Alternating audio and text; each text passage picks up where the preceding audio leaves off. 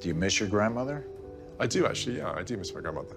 And my grandfather, particularly being in Windsor. For me, Windsor is hers. Sometimes I'd come round and I'd have a bit of tea with her because she had the best teas ever, so I used to get well. A two-paragraph statement issued by Buckingham Palace on February 3, 2026, exploded like a depth charge into British royal homes and courtrooms. One of the oldest and most enigmatic private estates in the history of the monarchy has been bequeathed to Prince William as its single beneficiary.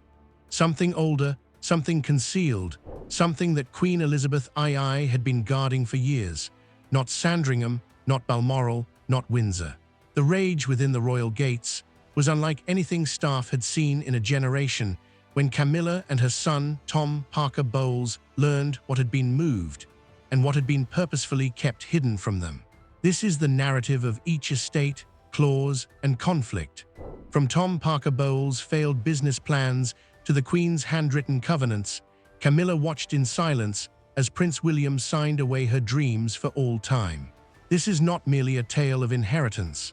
It's the last unbeatable chess move made by Queen Elizabeth II. A mystery older than most people realize is the Cedar estate. Let's start at the beginning of this story.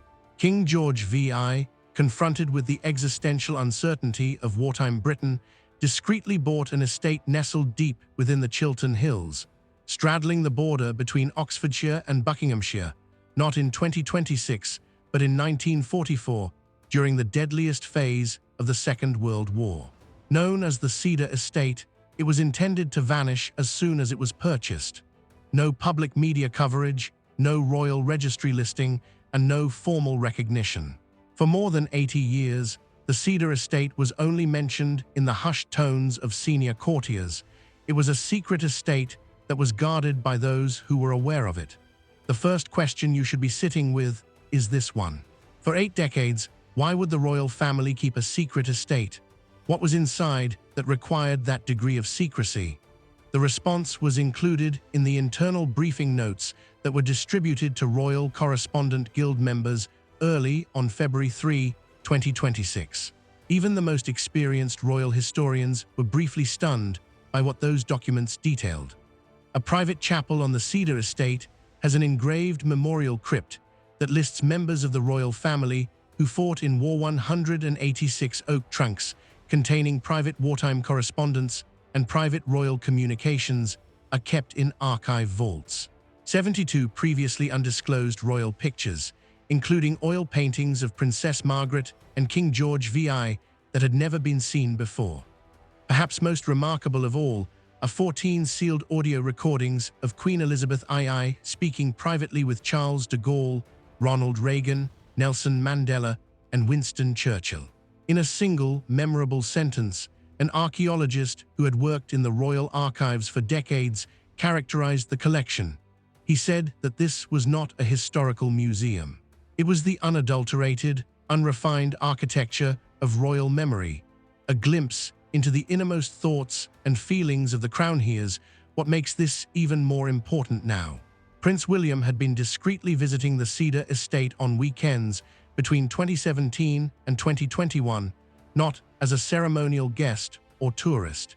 He and Queen Elizabeth II strolled through the cedar groves. He looked over war correspondence. Naval messages were personally catalogued by him.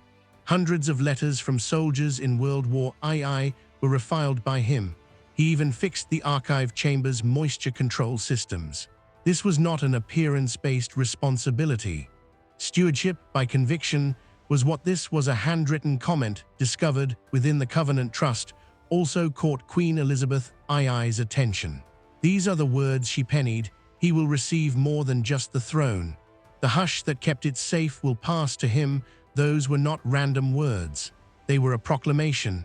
The Covenant Trust is a covertly constructed legal stronghold. Since this transfer is as remarkable as the estate itself, we must now discuss the legal framework that enabled it. The Crown Estate is not the same as the Cedar Estate. The Duchy of Cornwall does not have jurisdiction over it. Rather, it is governed by a private legal framework known as a Covenant Trust, which was established in 2020, registered under Charter Seal 142, and certified by a notary from the Royal Archives. A a constitutional advisor, and the Queen's personal solicitor. The trust included a delayed activation clause that would only activate after two predetermined criteria were satisfied: the moment Prince William was acknowledged in public as the successor to institutional duty, and the conclusion of Queen Elizabeth II's state funeral. Now, both requirements have been satisfied. According to the rules of the Sealed Covenant Trust that Her Majesty Queen Elizabeth II executed in 2020, the official statement unequivocally verified it with immediate effect. His Royal Highness Prince William, the Prince of Wales, will assume complete and sole care of the Cedar estate. Simple phrases, permanent effects. At this point, however, the narrative transitions from inheritance to conflict. Because this news was not taken with grace by everyone, the plans never meant to be discovered. Camilla and Tom Parker Bowles. What palace insiders had long assumed has been confirmed by several sources. For years, Queen Camilla and her son Tom Parker Bowles have been subtly, tenaciously, and deliberately trying to gain control of the Cedar estate. Camilla had been pushing internally for what she referred to as a Windsor Cultural Legacy Center since late 2024. Gourmet getaways honoring British culinary traditions, literary salons focusing on female royal narratives, and small group historical tour through Cedar Groves were all part of this idea. On the surface, it seemed admirable, but the goals were far less heartfelt underneath that. When Tom Parker Bowles glanced at the Cedar estate, he saw something very different. He noticed cash. He had been working on a plan that featured a Michelin-starred tasting cuisine within the former hunting lodge, according to confidential documents that royal insiders saw. Royal Wild is an artisanal food company that offers seasonal Highland wines, wild fish, estate honey, and cheeses aged by Cedar. Exclusive attendees have access to elite side events, a business enterprise clad in royal heritage apparel. Then all changed on October 18, 2025, when a briefing memo was leaked, asserting that the estate's wartime beginnings warranted cultural preservation status. Tom Parker Bowles' legal team had been investigating if parts of it could be classed under public heritage law. Prince William's exclusive claim would have been undermined by the legal reclassification, which would have made collaborative management possible. Do any of those sound like respect for a precious royal lineage, you ask? Or does it sound like a heritage-masking commercial takeover? Camilla invited art historians, cuisine reviewers, and heritage contributors to a private luncheon she held in the vicinity of Henley-on-Thames in November 2025. The gathering appeared to be a celebration of rural sustainability. Attendees, however, have various stories. One attendee described it as a trial balloon, a test run for a public-private stewardship paradigm that would divide management of the Cedar estate between Camilla's foundation and outside benefactors. Prince William found out about it. He refused to take part in a kind but strong manner. Without hesitation, he upheld Queen Elizabeth II's original intention. He turned on the Covenant Trust 3 weeks later. Camilla thought she already had the estate, Northanger Hall. There were more battlegrounds besides the Cedar estate. Another transfer that Camilla had not expected was quietly reflected in the land registry on January 31, 2026.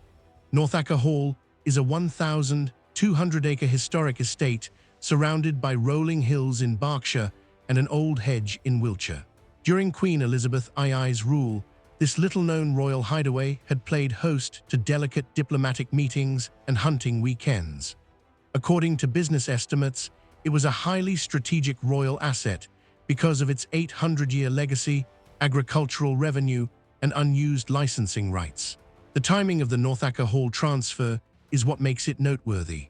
A few weeks prior to her death, on September 8, 2022, Queen Elizabeth II legally designated Northanger Hall as a personal, sovereign holding rather than a joint crown estate asset.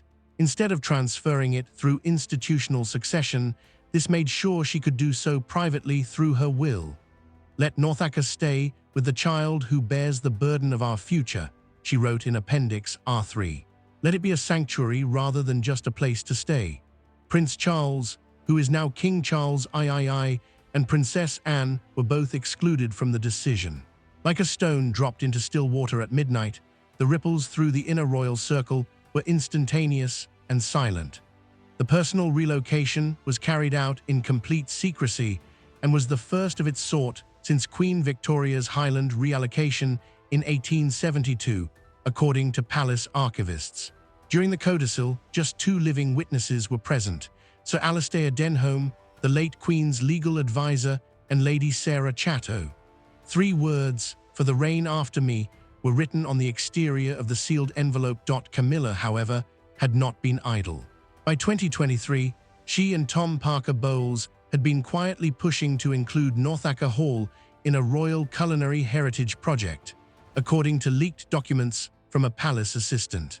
Marketed as a farm-to-table comeback in public, but privately supported by a Paris-based venture capital business and upscale UAE investors. A heritage cookery school, a 5-star boutique hotel, and a whole rebranding of the estate as a posh Windsor destination were all part of the proposal. According to a July 2025 commercial feasibility analysis, Northanger Hall's license rights alone were worth more than $48 million over a 10-year period. Speaking anonymously, one courtier described the incident with heartbreaking accuracy. Camilla thought she had used influence to soft-buy the estate. From the afterlife, Queen Elizabeth II outwitted her Maurice Lelo, Camilla's longtime fixer and a former PR consultant with a reputation for playing palace back-channel games, spearheaded a well-planned campaign of whispers and subtly applied pressure. In late 2025, anonymous think pieces started to surface, arguing that the monarchy needed to rebalance generational equity since it had overinvested in heritage assets. Tom Parker Bowles apparently made a last-ditch effort to obtain a lease inquiry on the Northanger Southern Orchard Tract, arguing that it was undeveloped agricultural land. Citing inheritance protection, the Duchy of Cornwall legal staff quickly rejected the proposal. According to palace sources, Camilla's response in November 2025 amounted to a temper tantrum. Those in attendance did not use the word angry, something colder. Rage at a dead woman outflanking you. The Queen's most intimate covenant is the Clarence Hill estate.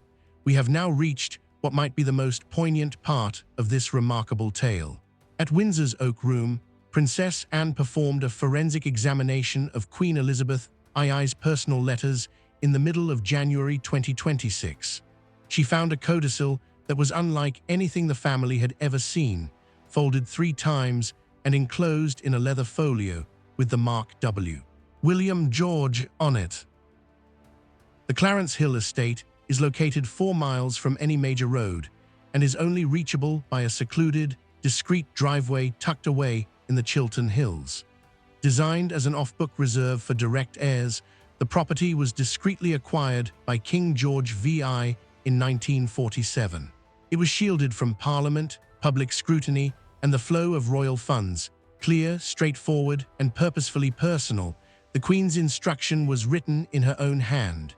I give my grandson Prince William the complete title and spirit of Clarence Hill, free from shadow or burden.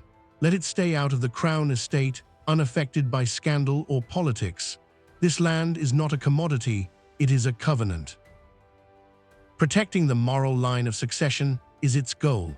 It was no idle writing to use the words, immune to scandal.